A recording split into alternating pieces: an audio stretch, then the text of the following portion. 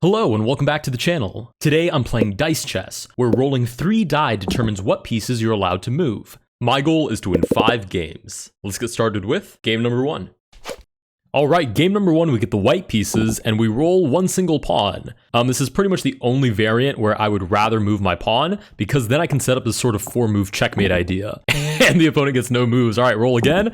Double king is kind of a waste, but we'll just move the king back and forth. And I prefer moving this knight with the idea of knight b5, knight c7, and then takes is a direct line to the king. Opponent plays knight to h6, I guess with the idea of reinforcing f7, which makes sense. We get another useless king move. We'll just shuffle it out of the way. And we also get a pawn move, which is a great opportunity to play h4 and develop the rook. This is an idea that I really tried for last time, but it just didn't come up all that often, the double pawn and rook move. Let's roll again. We get double bishop, and that immediately wins us game number 1. Nice. Let's go to move on to game number 2.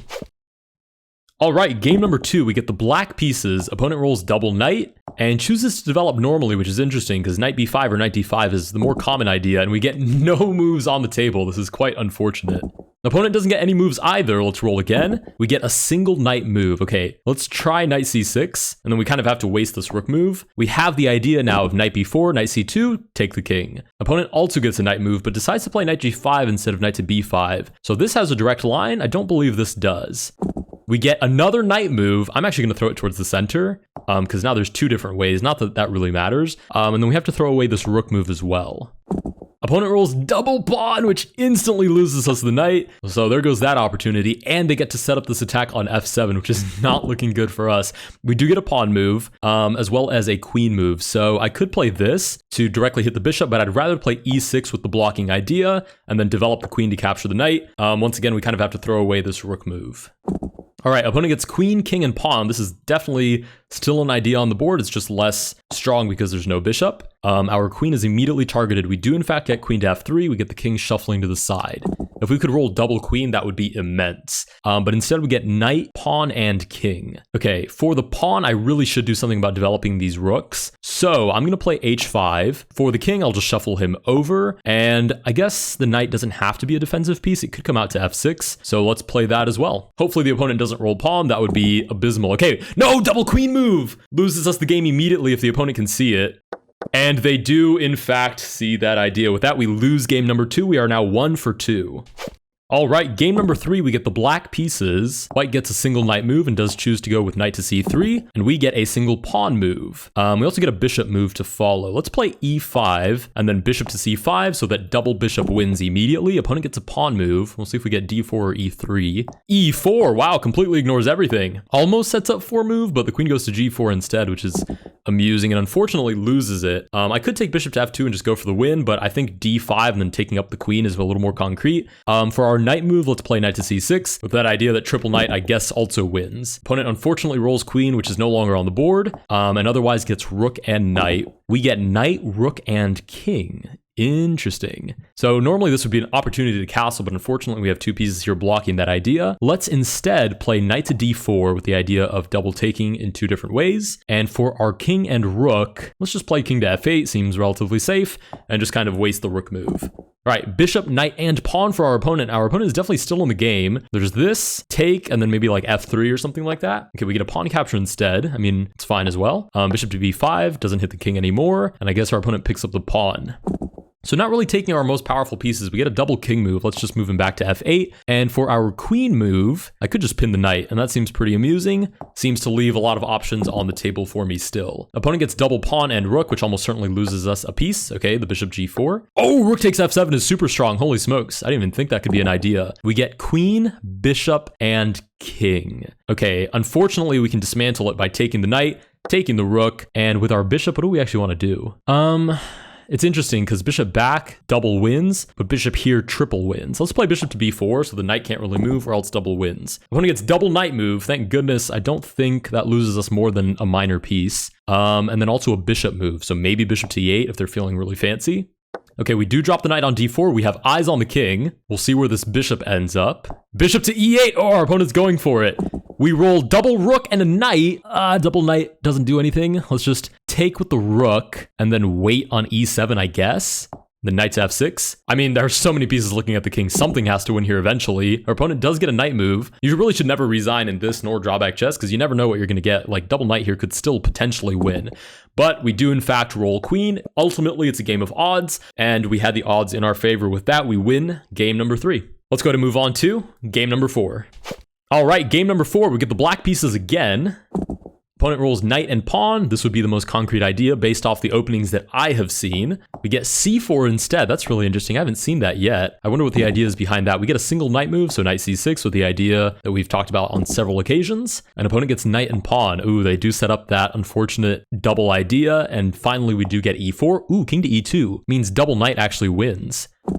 Ah, but we only roll a rook move, which is totally useless. We get rook to b8. Fine, fine, fine. Our luck isn't that good. We get a double pawn move and a queen move. I don't think that actually loses us anything. Okay, it threatens the knight. I wonder where this queen goes now. Queen to a4? Okay, we do get queen to a4. No moves? Are you kidding me? Okay, opponent gets bishop, queen, and king. So the king is safe once more, which is quite unfortunate for us. This idea is now down the drain. We now need 3 again if we want any hope. And I mean, that is just such a long shot. It's very unlikely. Why is my opponent? Okay, if we roll a single knight now, we win the queen, but we don't. Ooh, we get a rook move, a pawn move. Oh, and a king move. So we have to move one of these pawns so we can actually move the king as well. Okay, rook to a8, unfortunately, is actually forced. And besides that, let's play f6, king to f7. I mean, there's not much else for us here. We get rook, bishop, and knight for the opponent. So they may choose to just kind of sacrifice everything here, like looking for an attack, or they might choose to make some smart developing moves. Whatever they do, the queen is not going to get any safer though. So we are still threatening the queen. There's that idea on the board. Okay, we get knight here looking immediately at the king. We also have a bishop move for our opponent. Probably developing here makes the most sense, but we get bishop to c5 instead. Nice, we do roll rook, and I think it makes perfect sense to just take the queen. We roll knight as well. Let's go knight to e5 with this idea. And for the king, king to g6 is basically forced. I mean, even triple pawn here immediately loses, so it's not ideal, but it's really the only shot we have. Okay, we lose the rook immediately, and the king comes forth. There's still double knight ideas here. We roll queen and pawn. Okay, let's get this... let's get this knight off our back. We do have to move the queen and the bishop, so we have to move queen to e8, bishop e7. I literally didn't have a choice there. Bishop move for our opponent. This makes perfect sense. That's pretty much the most intuitive idea I see, but they seem to insist on moving this. Okay, they do see bishop to e2, and we get another queen move, but I mean, let's go here, I guess. Double queen wins. Although double queen is so immensely rare, it doesn't seem likely. Okay, double rook seems like rook c3 is incoming. Oh, that's even better. Ooh, with the little rook lift, now staring directly at the king. What do we get? Give me something good. Oh, we get a queen move. Okay, we gotta risk it. There's no choice. Opponent rolls pawn, knight, and king. I think we're okay. We just lose the queen. Maybe? Please? Okay, the king goes back. There's still double knight ideas. The knight goes to f3. And we roll a single pawn. Nice. Oh, we get double rook as well. Let's do this and then this with the idea of king to h7. I mean, still double knight there would lose, but we've got to play something. No, opponent does get rook. And with that, we lose game number 4. All right, we are currently 2 for 4. We still need 3 more wins under our belt. Let's go to move on to game number 5. All right, game number 5, we get the white pieces. We roll pawn, queen, and rook. Oh, I could develop the rook right now. Let's do that. Let's learn from our mistakes and develop the rook and see what our opponent does in response. They also get a pawn move, so maybe this, maybe also trying to develop a rook. Okay, we get c6. Oh, looking to get the queen out. There is this idea that double queen wins. And we get no move, so maybe they're onto something. They get a single king move, so king d8 is forced, and we get to roll again. Nice. We get pawn and knight. I could play defensively, but I really don't want to. I guess it makes the most sense though, so we'll play a little defensively. Knight to c3, and for the queen, I guess we'll bring her out to play, because why not? No fun in keeping her on the back rank. We get a knight move for the opponent. Knight to f6, sure, waste the rook move, fine. We get double knight, okay, and a pawn move, so double knight immediately wins the queen, and a pawn move, let's just go d5. I mean, let's just go for it at this point. Double rook is wasted, no new bishop move, so we get to move right after. Nice, we roll again. We get double rook, let's just go for it. I mean, double rook onto f6, bring out the bishop, double bishop also wins. I mean, there's too many opportunities here. Double knight for the opponent, but that can't even really create too many threats. And a king move as well, so king to e8 most likely. Oh, king to c7, wow. Why would you do that to yourself? Let's roll. And we do roll bishop. Nice, to win game number 5. That is our 3rd victory. All right, opponent offers a rematch. Why not? We get the white pieces again. Thank you very much. Luck is, I was going to say it was on my side again, but then we got no rolls for the first turn. Opponent gets to move a pawn and a bishop. So this is probably the most concrete setup. We'll see if the opponent actually agrees. Oh, we get d6 and then a bishop move as well. So maybe this? Not really sure what the opponent's getting at with these moves. Oh, we do get, in fact, bishop g4. Oh, a king move as well. King d7. Oh, we get no rolls again? Oh, triple queen for the opponent, but the queen is stuck back here. So it's basically just which square do you like best? Nothing actually concrete. And that's why you need to have so many opportunities available, because when you get a crazy roll, you want to be able to take advantage. Let's play here. It's kind of a defensive move, but also sets up double knight to win. Rook g1, rook h1, sure, waste those 2 rook moves. Double queen again is brutal. Okay, but this time he can actually move a pawn and then use the double queen move. Still not a lot of potential there, but, better than nothing. Queen to f7 and queen to e6. I guess that makes some sense. We roll a single pawn move. Okay, let's go d4. Maybe there's an idea of taking the queen at some point. We get a queen move as well. So queen d3 looking for this. And I guess we'll just move the king off the same file as the queen, although that really doesn't help us all that much. Double knight. So yeah, looking for the queen. Oh, knight takes on d4 is really aggressive. There's a rook move as well, but it's also trapped on the 8th rank. Rook to d8, sure. We get queen, king, and rook. Do I risk it for the biscuit or do I just take the knight? I'll just take the knight. We'll take the knight, move the king back over, waste the rook move. Problem is double pawn loses the queen immediately. I mean, luckily the opponent doesn't roll it. It's rook, king, and knight. So probably just king back, develop the knight, waste a rook move, and that should be fine. Oh, king to e8. I mean, that might be safer. I'm not sure. We get pawn, rook, and bishop. How interesting. Okay, for the bishop, we'll just play defensively bishop to e3 so double queen doesn't immediately win. For the pawn, let's move a4, and for the rook, finally we develop a rook to a3. Ooh, double knight for the opponent, immediately loses the queen, and bishop drops f3 as well. So that's probably the most concrete line, and our opponent has great vision because that's exactly what they play. We get double rook though. We could play this. I mean, hold on, we could play this, but I can just take the knight with the bishop instead and use the double rook move to land on b7, hopefully to take the king. Okay, opponent rolls pawn, rook, and bishop. I mean, my whole position could fall apart here in just a few turns. Or they could move it out of the way and take the rook. All right, yep, that'll do it. Bishop takes on g2, because why not? All right, we roll knight, rook, and pawn. Let's develop the knight, capture the bishop, and what are we doing with the pawn? I guess f4, maybe double pawn wins the queen. Okay, king move for the opponent. That doesn't do much. We might still be in the game. I say that very hesitantly, but we might still be in the game. Okay, double rook. Do we send it right now? Or do we play like rook to e3? Which probably is a lot more concrete. Let's do that. Let's go rook to e3. I feel like I've risked it enough during this game. And king to d1 to follow. Okay, queen move for the opponent. We'll see if they actually take or decide to play it safe like queen c4. Wow, they do take. And then another pawn move for the opponent as well. And a bishop move, okay. Please let us take back. Nope. No way to take back. Okay, pawn and knight. How do we do anything with a pawn or a knight? Let's go b5 with the idea that maybe triple pawn could win. And then knight d5, just YOLO it at this point. Okay, double bishop for the opponent doesn't lose the game, and a rook move doesn't lose it either, but it's a lot of pressure on the position. Okay, bishop takes on f4. So far, this makes sense. Bishop to e5 threatens the bishop, and probably just rook takes b4. Right, because I'm already threatening the queen, so why not hang the rook as well? We get a pawn move and a king move. That is the most useless set of moves I've ever seen. Let's go here, and I guess king c2 is as good as anything else. Okay, queen, bishop, and king. So probably losing this, probably losing that. Or unless they want to move it to safety maybe, like queen to f2. Maybe queen to e4. Wow, they do sacrifice. They do not care. They also have 17 seconds left on the clock. So they need to make some fast decisions here.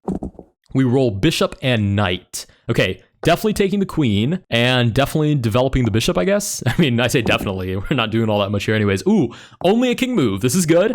We roll bishop and knight. Ooh, okay, there's options here. We also roll pawn. Let's threaten the bishop. Threaten everything. Let's just go for it. Start throwing stuff at the opponent. They only have 10 seconds left anyways, and there's no increment on this. Pawn, so we lose the knight. Rook, come on, we just need to save the king.